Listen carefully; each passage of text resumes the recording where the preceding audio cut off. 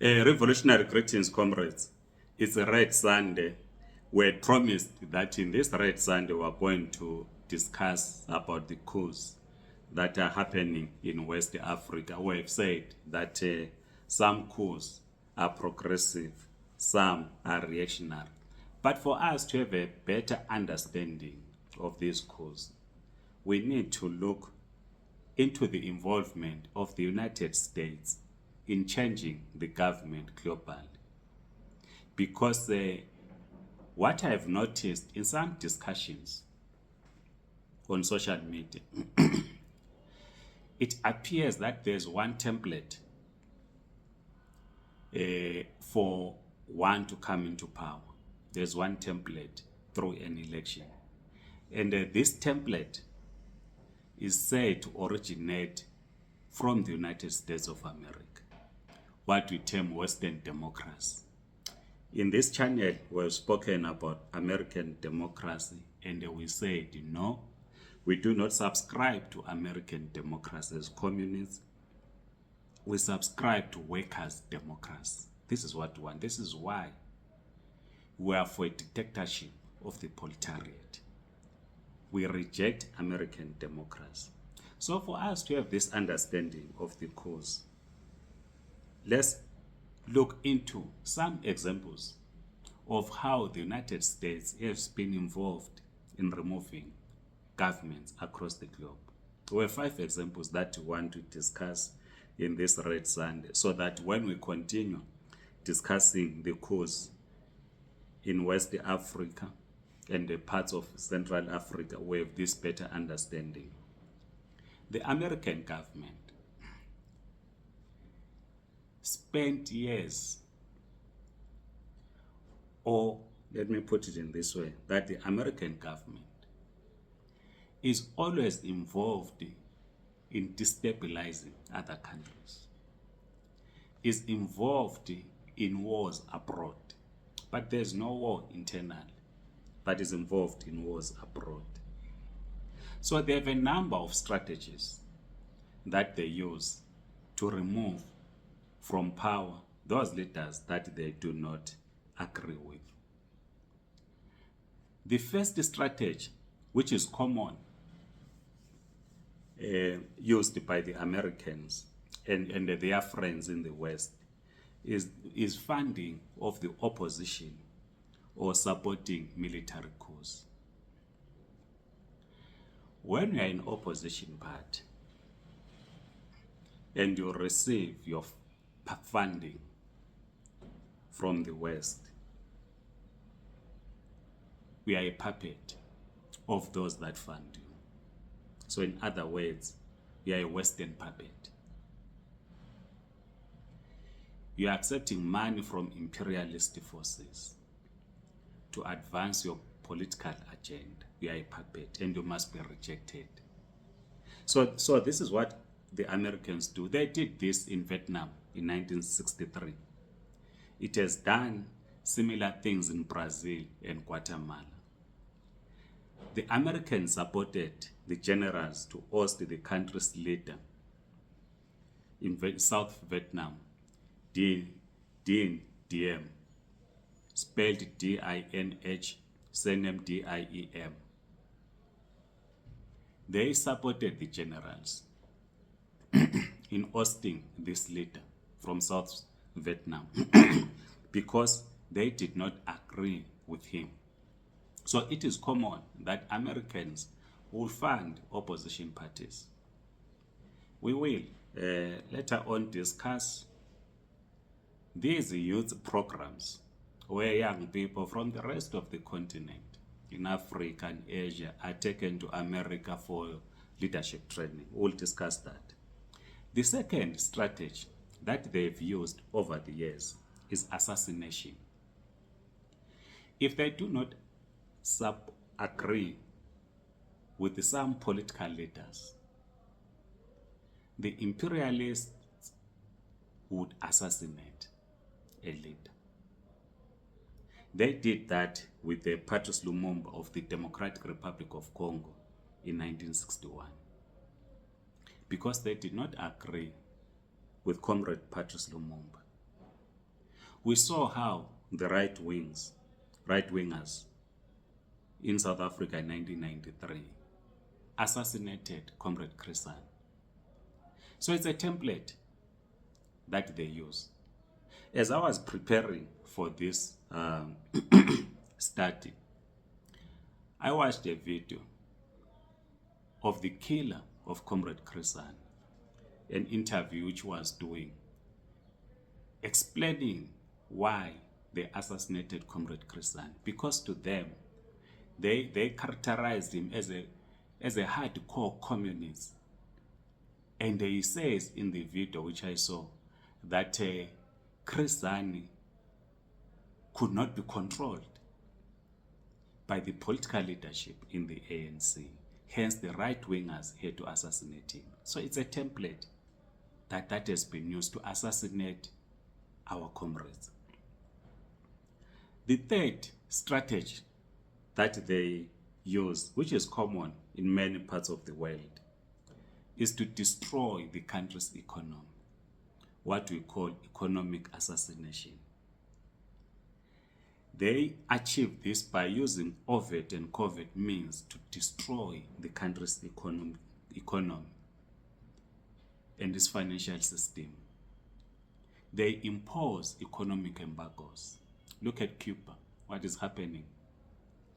A small island, ever since decades, economic embargoes imposed on Cuba.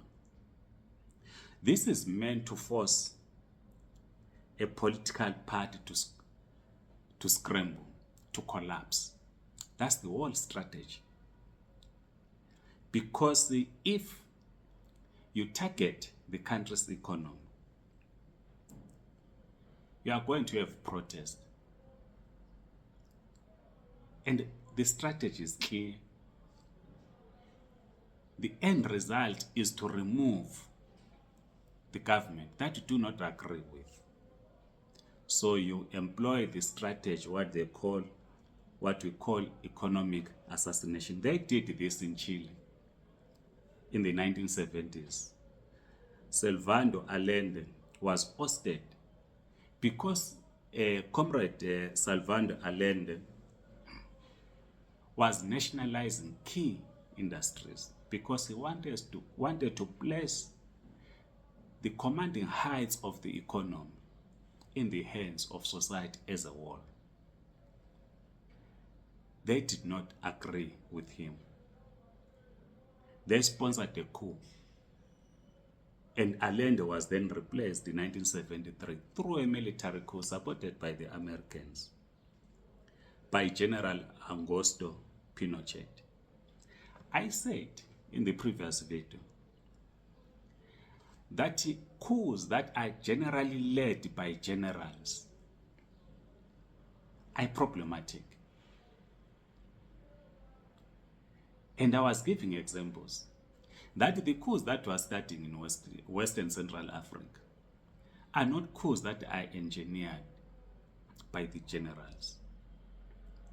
So in Chile, the coup was led by General Augusto Pinochet, who was supported by the imperialist forces. He was a stooge of the imperialist forces.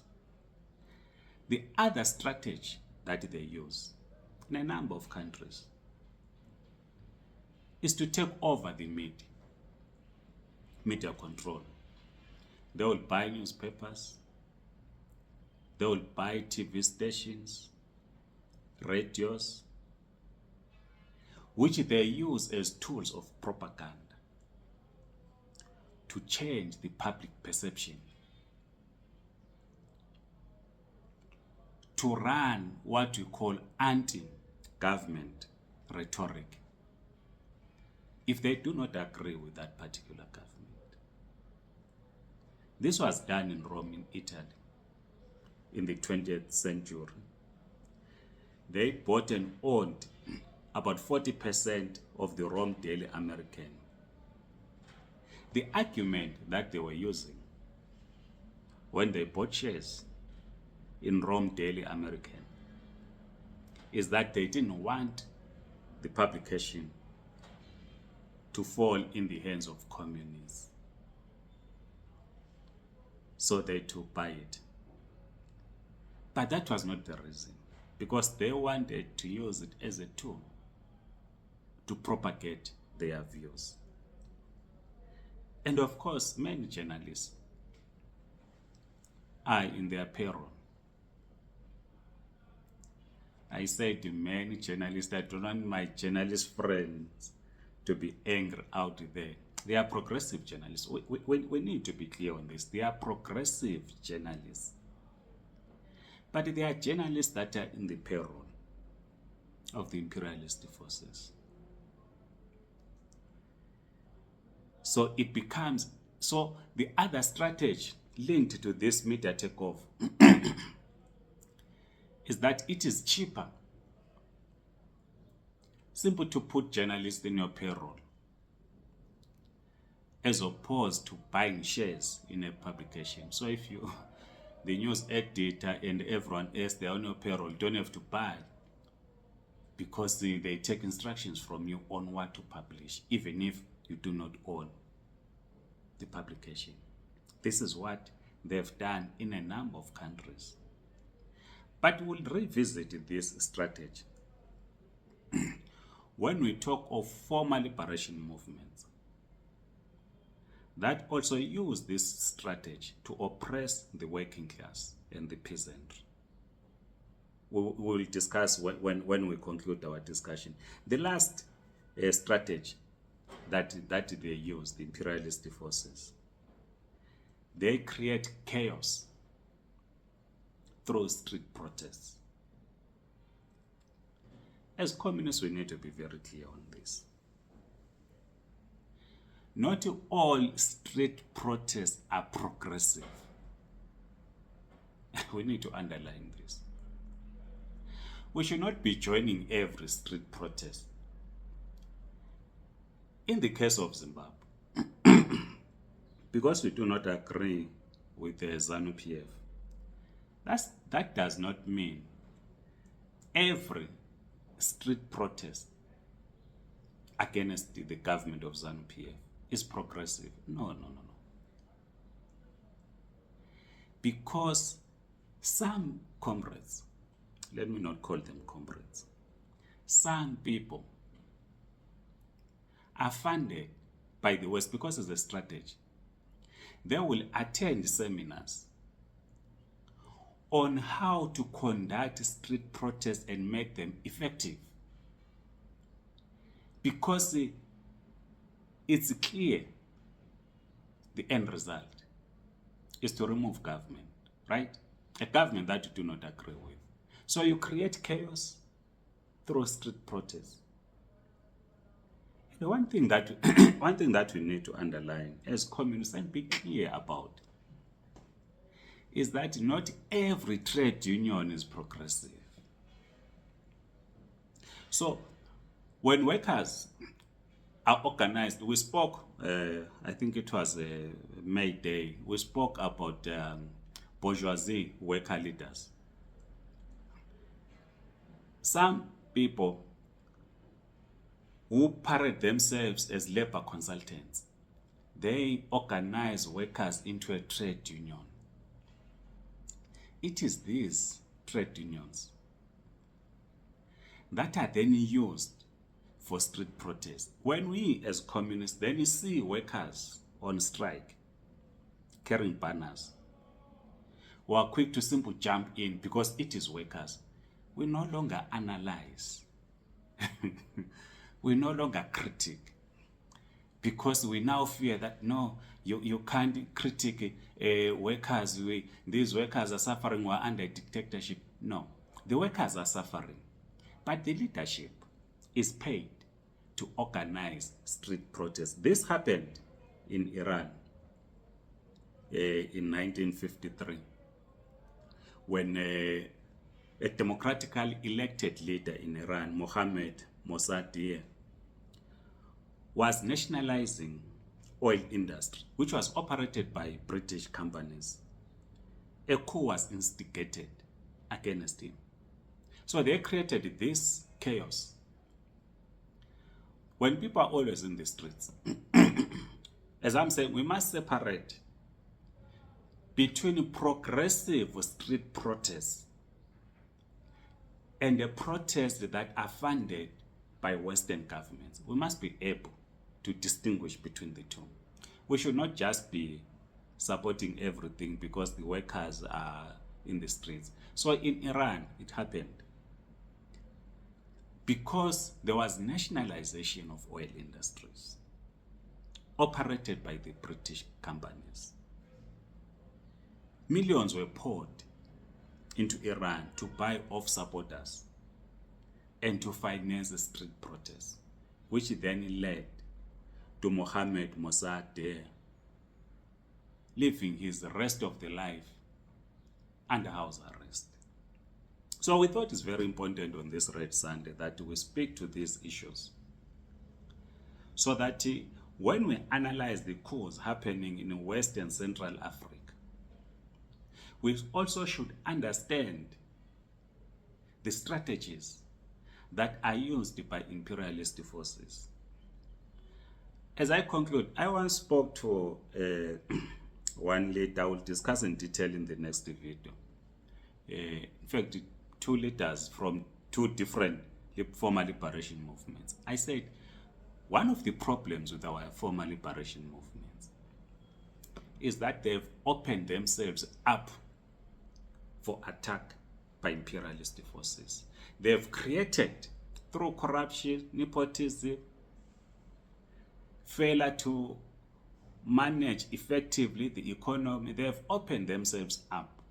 And in most cases, failure to change leadership, they've opened themselves up to such. So when people are suffering in a country, it is easier for imperialist forces to buy off some leaders. They will fly them to the United States and the other Western capitals for training on how to organize street protests, because a former liberation movement has opened itself up. But we'll discuss in the next video. Please share your views in the comment section. I am Mabuto Nicholas Mabena, General Secretary of the Zimbabwe Communist Party. Please like this video, circulate, subscribe to this YouTube channel. Amandla, comrades.